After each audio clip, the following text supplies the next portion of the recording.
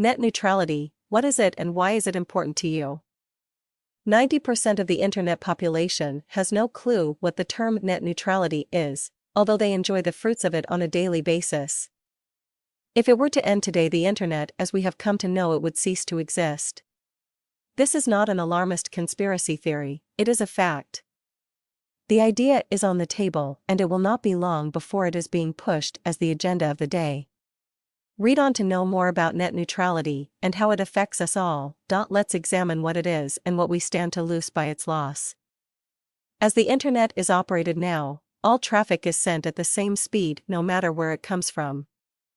Granted, when you buy web hosting, you can pay more to get better hosting, and thus faster web pages and happier customers.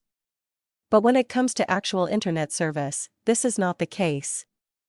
So the playing field is level. Now imagine if the large corporations could pay to have their sites given preferential treatment. What if they could pay to have all traffic to and from their sites sent faster and before sites that couldn't afford to pay? What would that do to free internet enterprise?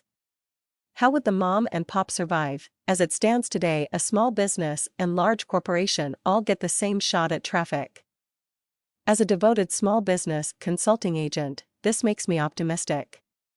But if the proposal set forth by both Google and Verizon gets inserted, it will drastically change the way the internet is run. The powers that be want you to believe that it will only affect certain mobile devices, but if it gets a foothold, it won't stop there. Really, it never does when it comes to squeezing the little guy out, although nothing has been solidified. The fact that the ISPs are entertaining this idea is a bit frightening. They control the cables that carry the information around the states and around the world. Whenever you use the internet, your request is sent through somebody's cables. It's done at the same speed for everyone, large or small, but if you can pay to get yours sent before others, this gives you an edge, and you can bet the ones with the deepest pockets will get the greatest edge. The wheels of capitalism churn, and the little guy always get the short end of the stick. The time to act on this is now before it gets started. We have to make our voices heard. We have to speak up and speak out before the internet goes the way of everything else in this society. The rich will get richer and the poor will struggle to make ends meet. We cannot afford to let this become the private stomping grounds of the moneyed set.